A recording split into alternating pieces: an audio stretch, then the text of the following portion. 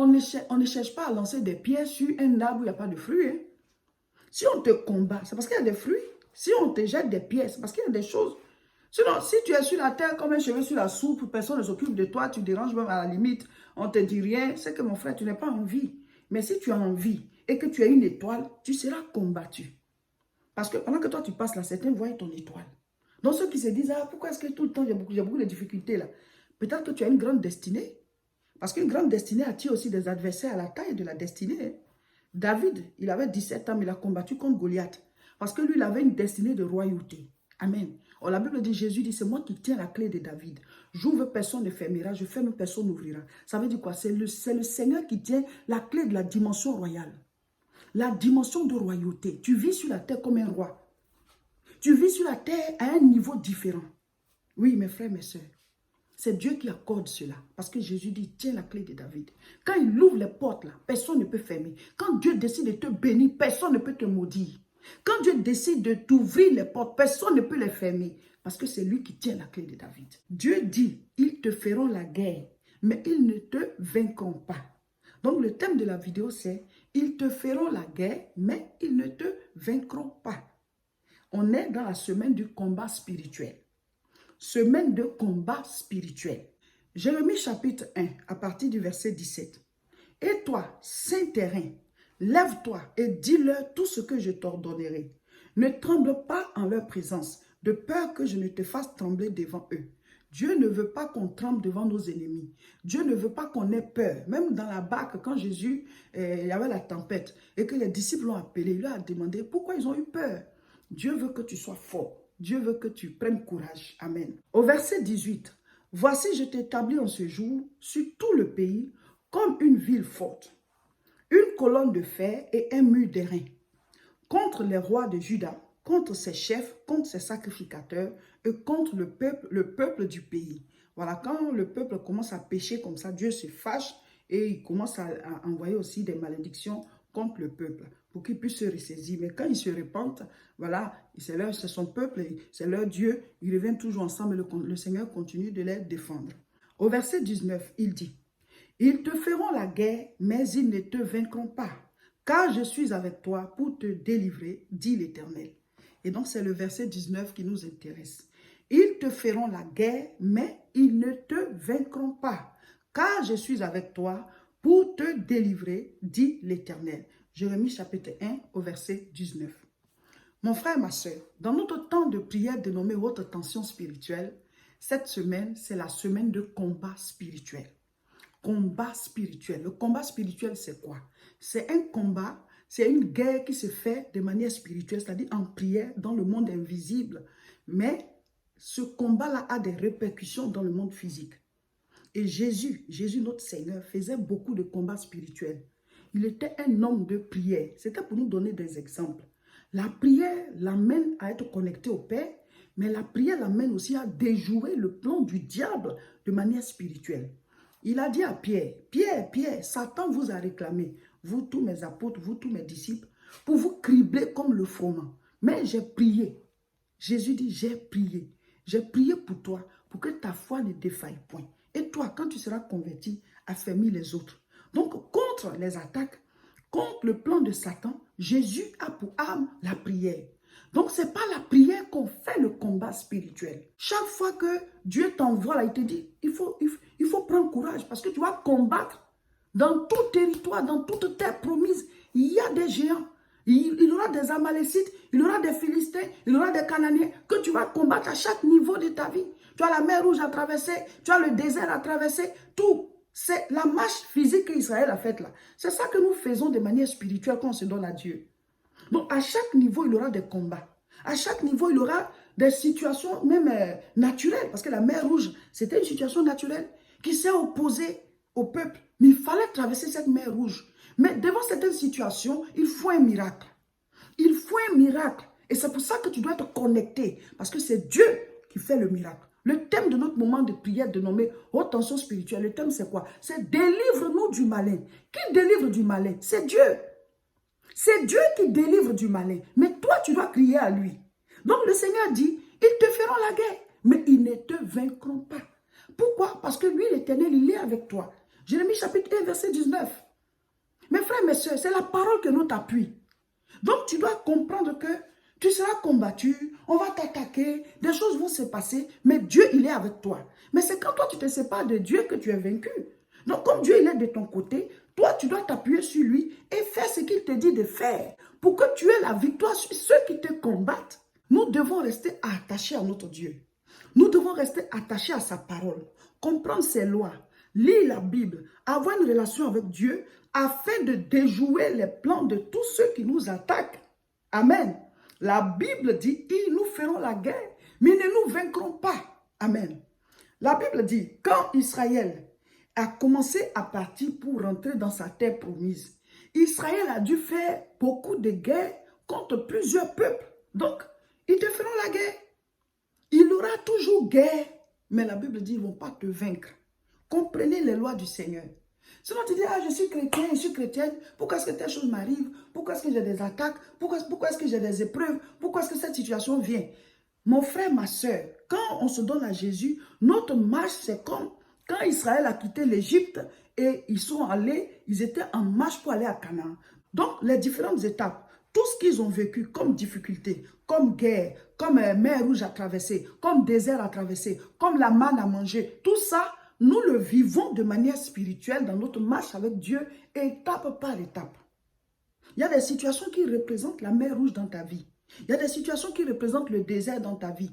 Il y a des situations qui représentent Goliath dans ta vie, qui représentent les Philistins, les Cananéens, Jéricho, là où le mur est tombé par la louange et l'adoration. Donc, chaque niveau, il y a quelque chose qui se passe, mais qui est comme ce qu'Israël a vécu quand ils sont allés de l'Égypte à Canaan. Donc, tu auras des guerres, mais Dieu est avec toi. Tu auras des guerres, mais Dieu ne te laissera jamais tomber. Tu auras des guerres, mais Dieu combat à tes côtés. Son nom, c'est l'Éternel des armées. Dieu est fidèle. Dieu ne laisse pas tomber. Dieu n'est pas un traître. Il reste attaché à son alliance. Il veille sur sa parole pour l'accomplir. Mais le problème, c'est que nous, les chrétiens, on n'est pas réellement attachés à lui. On n'a pas de vie de prière. On ne connaît pas sa parole. On ne la médite pas. Donc, on ne peut pas l'appliquer. Même souvent, on la connaît, mais on ne marche même pas en fonction. Donc, c'est nous qui sortons de la présence de Dieu. Or, la Bible dit, l'ange de l'Éternel campe autour de ceux qui le craignent et il les arrache du danger. Pour que Dieu puisse t'arracher du danger, toi, tu dois manifester la crainte de l'Éternel. La crainte de l'Éternel, ce n'est pas qu'on a peur de Dieu. Attention, il va nous faire quelque chose, ou bien voilà, une peur. Non, la crainte de l'Éternel, c'est la vie en fonction de sa parole. J'applique ce que la parole de Dieu dit parce que j'ai la crainte de l'Éternel. C'est un respect, voilà, de Dieu. J'aime Dieu, je le respecte. J'applique, je vis selon, voilà, ce qu'il a dit. C'est ça la crainte de l'Éternel. Donc, c'est ceux qui craignent l'Éternel que l'ange de l'Éternel protège et il les arrache du danger. Donc, quand Dieu dit, ils te feront la guerre, mais ne te vaincront pas, il parle à ses enfants, à ceux qui le craignent, ceux qui vivent selon sa parole. Pas juste ceux qui sont déclarés chrétiens. Ils sont déclarés chrétiens, mais ils ne marchent pas selon. Voilà. Ceux qui vivent selon sa parole, ils ont la crainte de Dieu. Donc, Dieu te dit, les guerres ne prennent pas fin. Ils vont toujours te faire la guerre, mais ils ne peuvent pas te vaincre. Mais pour que cette parole s'applique à ta vie, toi en tant que chrétien, tu dois être véritablement né de nouveau. C'est-à-dire que tu dois avoir accepté Jésus réellement comme Seigneur et Sauveur. Mets-toi sous l'abri du Très-Haut pour que l'ombre du Tout-Puissant te couvre.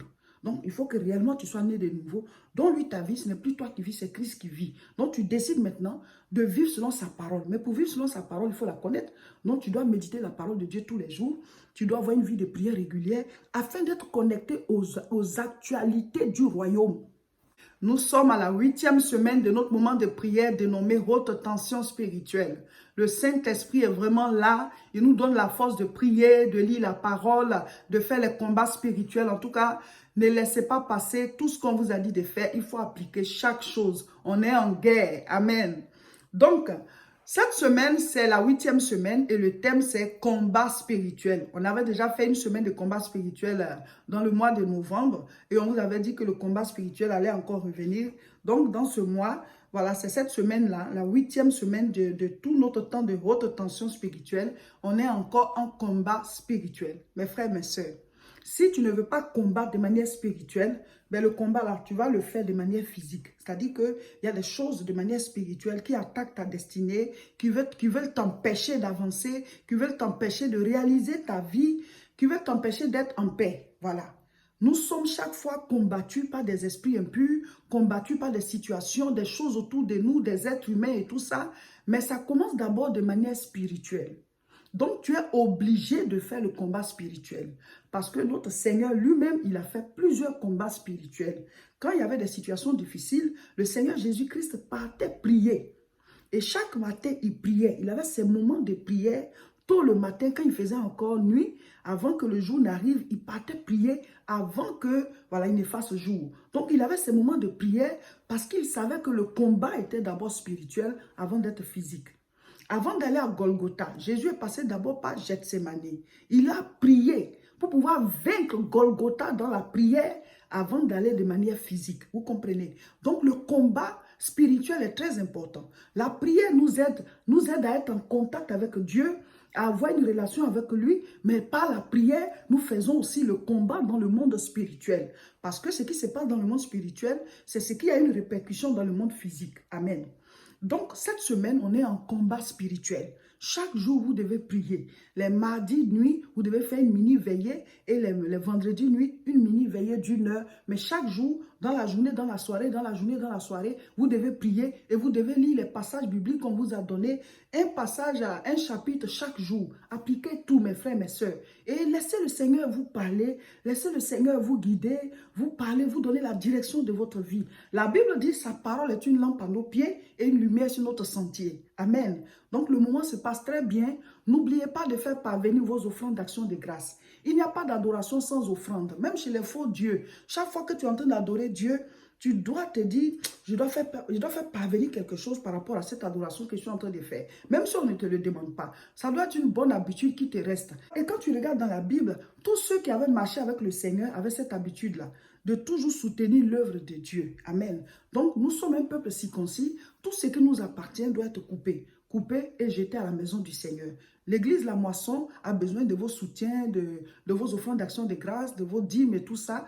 Parce que si vous nous voyez, si on arrive à travailler, si on arrive à avoir un local où on est et puis on fait l'œuvre de Dieu, c'est parce que certains soutiennent avec leurs dîmes, leurs offrandes d'action de grâce. Voilà. Et on est en fin d'année, il faut que tu fasses une offrande d'action de grâce pour ta famille. Tu remercies le Seigneur et tu fais parvenir cette offrande d'action de grâce. Ce n'est pas obligatoire, hein, mais on vous le recommande. C'est ceux qui le veulent qui le font. Voilà. Mais il est important d'appliquer tout ce qu'on te dit d'appliquer parce que derrière chaque acte posé, il y a un résultat. Amen. Dieu, il est comme la terre. Tu lui donnes, il te redonne. Chaque fois que tu demandes à Dieu, lui t'étend d'abord la main. Donne-moi et c'est ce que tu donnes là que Dieu multiplie. C'est comme ça. Il faut connaître les principes de la parole. Donc, on est en fin d'année. Faire parvenir ton offrande d'action de grâce pour toi et ta famille. Remercie le Seigneur. Et l'église en a besoin pour son matériel, pour son loyer, ses charges et aussi pour les différents projets. On est en train d'acheter des parcelles pour construire des églises. Même si nous ne prie pas dedans, on aura offert un lieu de prière à quelqu'un, à des gens. Et chaque fois que des gens vont élever la voix dans ces lieux, chaque fois que des gens vont se convertir, ce sera une alliance entre nous et Dieu de génération en génération. Voilà, c'était le partage du jour. N'oubliez pas, tous les mercredis, nous sommes en direct à partir de 12 h, 12 h heure de France, sur nos 2 chaînes. Sur YouTube, c'est La Moisson TV et sur Facebook, c'est Réseau International Richesse. C'est le direct de nos moments de prière haute tension spirituelle. À partir du 3 janvier, nous commençons un temps de jeûne et prière de 21 jours. Tous les jours de 6 h à 18 h, on sera en jeûne et prière. On va mettre les enseignements, on va le faire ensemble.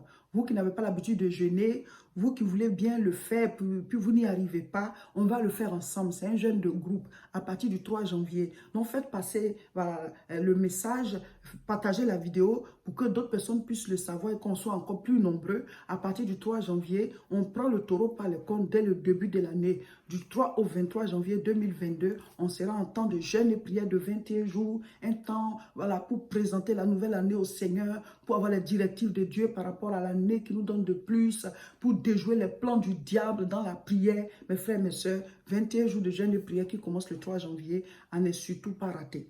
Dès maintenant, faites vos sujets de prière, la liste, faites 10 sujets pour les 21 jours de jeûne de prière qui commencent le 3. Et on va prier, vous allez voir, il y a tellement de témoignages qu'on finit les jeûnes là. Donc, rentrez dans le bateau, préparez-vous À partir du 3, on commence. Parlez à vos ventes dès maintenant. Je voudrais vous annoncer aussi que le 31 décembre, on aura une grande veillée de prière ici à Tourcoing. C'est à partir de 21h30. Pour ceux qui sont très loin, vous allez suivre en direct avec nous à partir de 21h30. Sur YouTube, c'est La Moisson TV et sur Facebook, c'est Réseau International Richesse. Ce sera une veillée qui commence à partir de 21h30. Il est important de rentrer dans la nouvelle année en prière. Mes frères, mes soeurs, il y a des choses qu'on ne rate pas. Préparez-vous. Le 31 décembre, on va prier. Porte élevée volento. Porte élevée volento. Ça sera fort.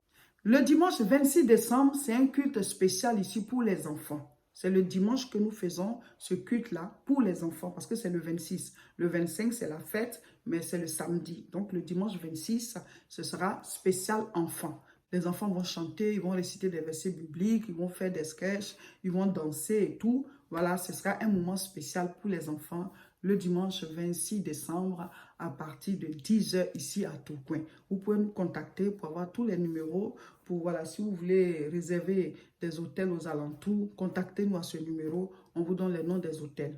Donc, le 31 décembre, vous pouvez venir en retraite spirituelle ici à Tourcoing, en famille, passer voilà, les fêtes de fin d'année avec nous en prière le 31 décembre. Le 1er, vous êtes là, vous reposez, vous êtes à l'hôtel. Et le dimanche 2, grand culte de bénédiction pour tout le monde. On partage un repas et on part. Donc, contactez-nous à ce numéro pour prendre les noms des hôtels qui sont autour de nous. Voilà, comme ça, vous allez réserver dès maintenant.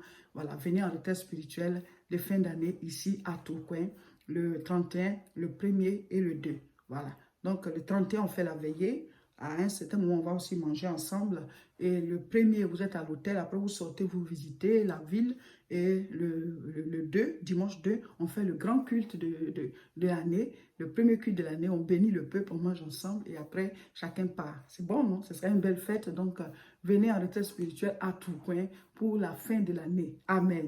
Contactez-nous, on vous donne le nom des hôtels. Vous faites vos réservations. Et vous venez, voilà, en famille ou bien seul ou bien en couple. Voilà, venez fêter à Tourcoing. Amen. Abonnez-vous à nos différentes chaînes.